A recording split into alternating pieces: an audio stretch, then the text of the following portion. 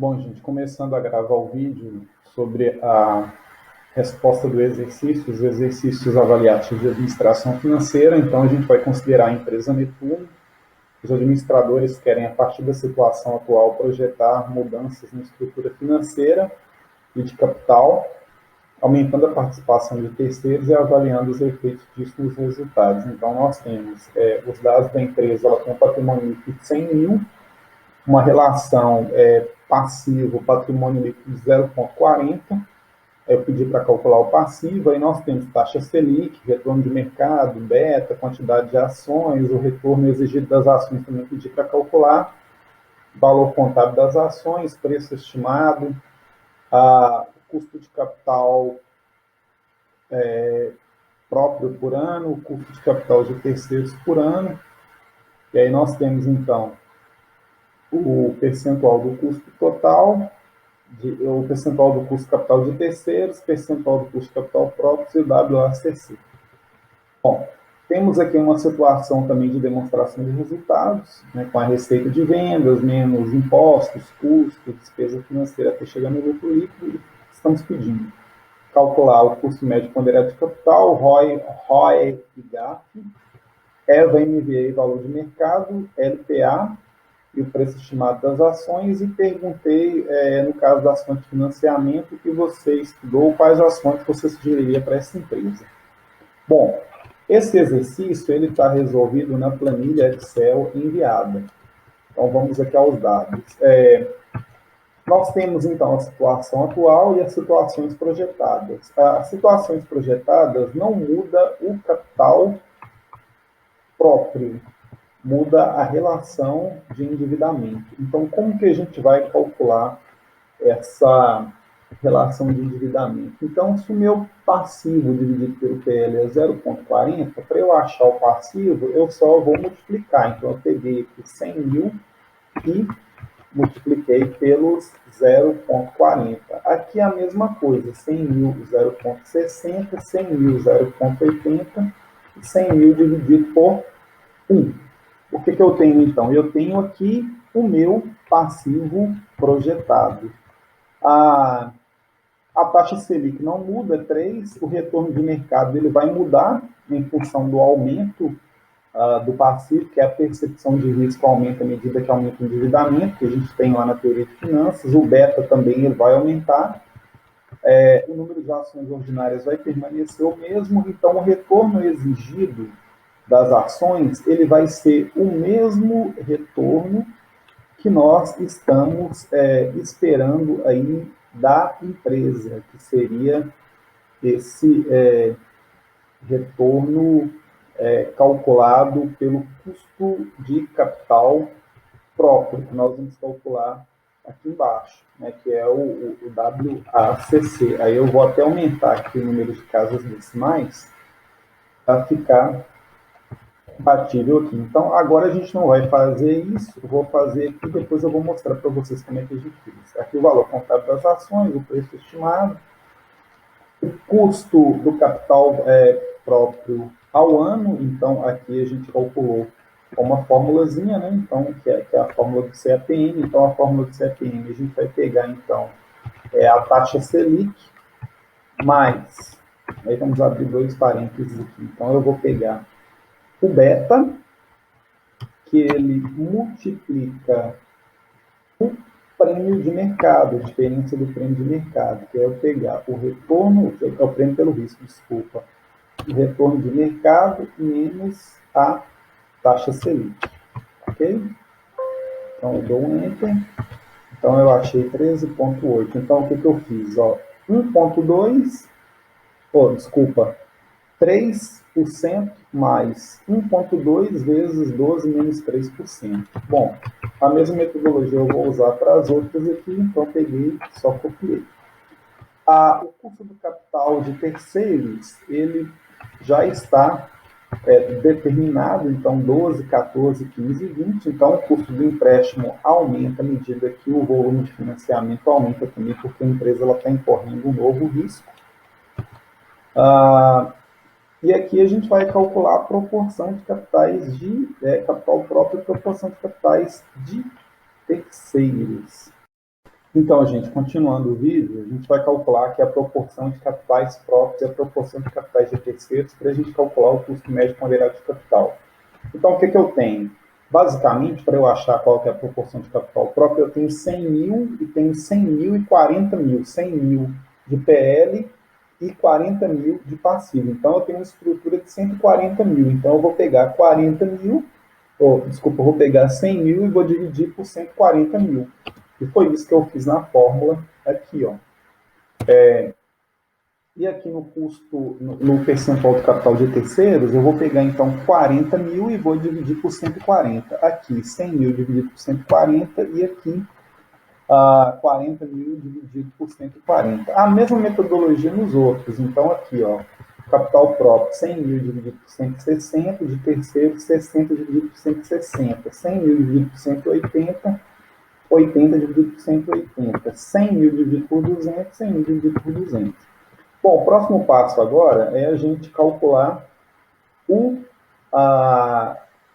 custo médio ponderado de capital. Então, eu vou fazer aqui o primeiro para mostrar para vocês. Bom, então a primeira coisa, eu vou pegar quanto que custa o capital próprio e vou multiplicar pelo percentual de participação do capital próprio, mais quanto que custa o capital de terceiros multiplicado pelo percentual do capital de terceiros. Aí, isso aqui eu vou multiplicar por 1 menos 0,34, que é o efeito do imposto de renda que a gente está tirando aí do capital de terceiro, ok? Conforme a gente já estudou sobre isso aí. Então, eu tenho 12,1%. Aqui a mesma coisa, eu só vou copiar, e aí a gente tem aqui o WACC, e na verdade o WACC é o retorno exigido pelas ações. Então, com isso, a gente consegue resolver a questão número 1.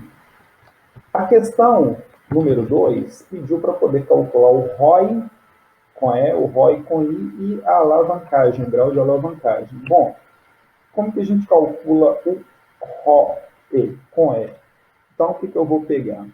Eu vou pegar, então, o lucro líquido e vou dividir pelo patrimônio líquido.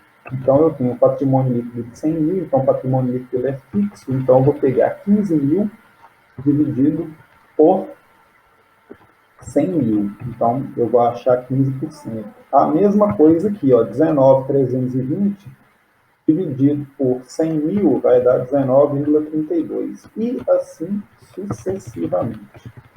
E o ROI.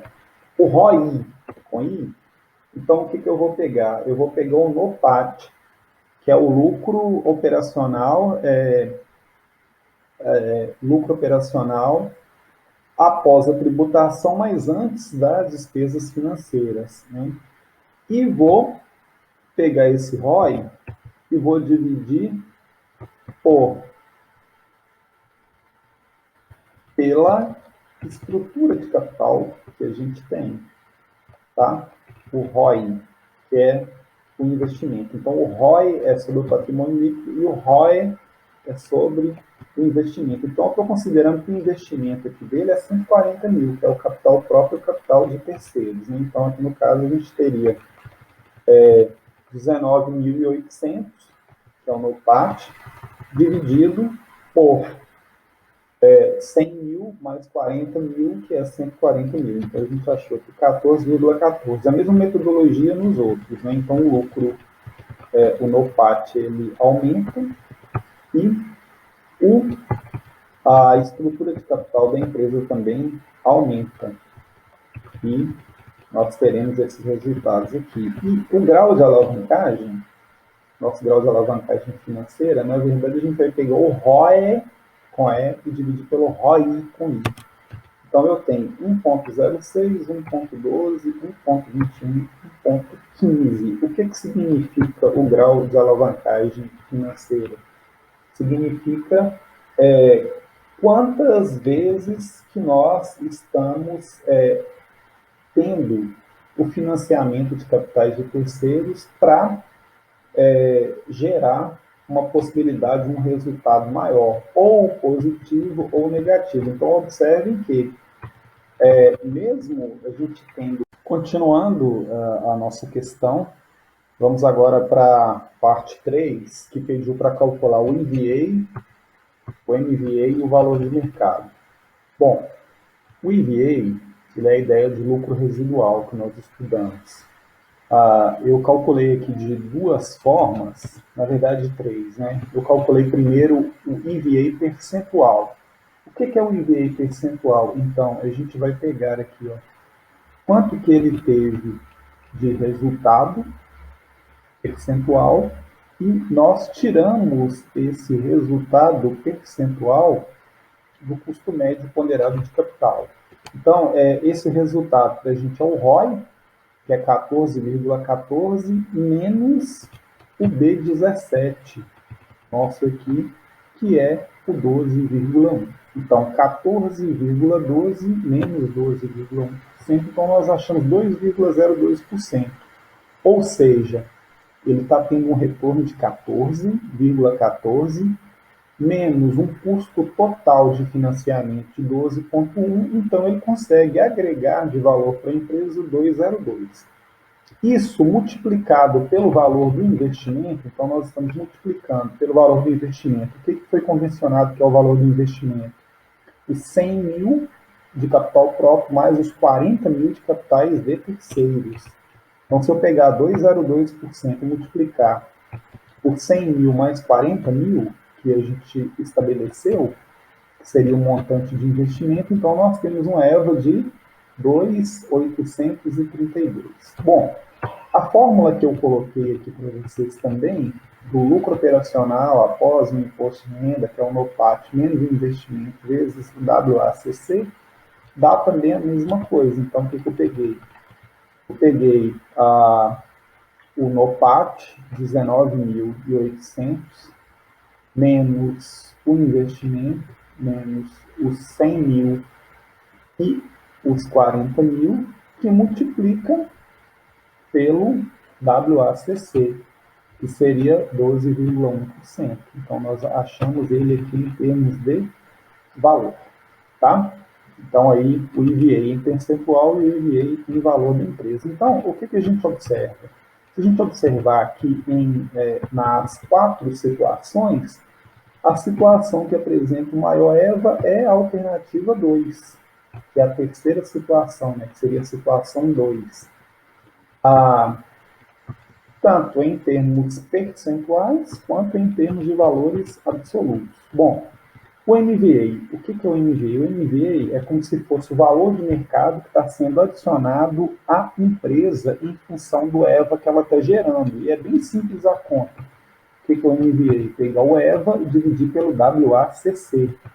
O nosso EVA aqui no caso, então, 2.832 dividido por 12,1%, aqui, ou 0,121. Então, nós achamos aqui 23.366,34. É como se fosse assim, imagina. Se a empresa ela tem um valor de mercado de 140 mil, por exemplo, aí a gente está adicionando mais 23 mil de valor para essa empresa. Então, na verdade, o valor de mercado, que é a outra parte da questão, então a gente pega o passivo, mais o patrimônio líquido, mais o MVA. Então, o valor de mercado dessa empresa, nessas condições aí, é 163.366,34. Bom, olhando aqui o MVA e o valor de mercado em todas as opções que nós temos, fica bem claro que a opção, a terceira situação aqui, ó, que no caso que eu chamei de situação 2, ela oferece a melhor possibilidade de agregação de valor, 35 mil, e um valor de mercado de 215, apesar que ela vai ter também uma parte do financiamento, né? Ela vai ter uma estrutura de capital maior, contudo ela tem os melhores indicadores aí também. A questão 4, para finalizar, porque a questão assim, é uma questão de discussão teórica, e a gente não vai falar sobre ela aqui, nós temos então o lucro líquido por ação, que é pegar o lucro líquido. Então eu peguei aqui, ó, o lucro líquido, dividir pela quantidade de ações que a empresa tem. Então achei 1,50, nesse caso, copiando aqui, Continuando, o lucro por ação, então, a gente pega o lucro líquido e divide pela quantidade de ações. E para calcular o preço estimado das ações, inicialmente, quando a empresa é financiada 100% de capital próprio, a gente dividiria esse lucro por ação pelo custo do capital próprio. Como a gente tem uma parte do financiamento que é capitais de terceiros, e esse financiamento, ele, de certa forma, causa um grau de alavancagem na empresa, então nós temos que considerar todas as fontes. Então, para saber o preço estimado da ação com esse efeito do financiamento, então eu vou pegar o lucro líquido por ação e vou dividir pelo WACC. E eu fiz isso aqui para todas. A questão 4, então, aqui apresenta o maior lucro por ação seria a situação 2, que é a terceira, e o maior preço estimado das ações também é a situação 2, que é a terceira. Então, de uma forma geral, se fosse para a gente poder escolher uma das 4 situações, manter a situação atual A1, A2 ou A3, a situação 2 ele vai buscar um financiamento aí de 80 mil ou 80% aí do seu capital próprio, seria a melhor situação em termos de indicadores. Apresenta os melhores indicadores, apresenta maior agregação de valor, apresenta maior possibilidade também de retorno para a empresa, de retorno de capital próprio e de aumento de preço de ação. Ok? Então, assim, a gente encerra a questão número 4. E a questão número 5, quais são as fontes de financiamento que essa empresa tem? Né? Então, financiamento por meio de recurso próprio, nós já falamos ao longo da disciplina, né, que seria a subscrição de ações, e nós temos essa discussão toda, essa discussão teórica toda no nosso material, e também a questão do financiamento por meio de recursos de terceiros, que seria empréstimos e financiamentos diretos, repasses de recursos internos, repasses de recursos externos, a subscrição de debêntures, que parece que é um financiamento próprio, mas a empresa está buscando um financiamento, ela está emitindo dívida própria e o arrendamento mercantil. Então, imagina, se é uma empresa industrial, ou uma empresa de prestação de serviço, ela vai precisar de maquinário, vai precisar de aviões, de carros, ela pode usar o arrendamento mercantil. Ou então, a empresa também ela pode fazer um mix disso tudo. Ela pode ter os recursos próprios, né, aumentar o capital, como nessa nós não tivemos aumento do capital, quer dizer, o número de ações permaneceu o mesmo, 10 mil a um valor contábil de 10, o que dava um patrimônio próprio de 100 mil, mas ela teve a opção lá de buscar um financiamento de 80 mil, aumentar a sua relação PPL para 0,80, então ela pode buscar todos esses recursos que nós estamos colocando aqui, que estão à disposição aí das empresas nas instituições financeiras. Ok? Gente, então é isso, o nosso o nosso trabalho ele encerra aqui nesse momento, e nós então nos colocamos à disposição para que vocês possam tirar dúvidas, e qualquer outro tipo de informação que seja necessária. Ok?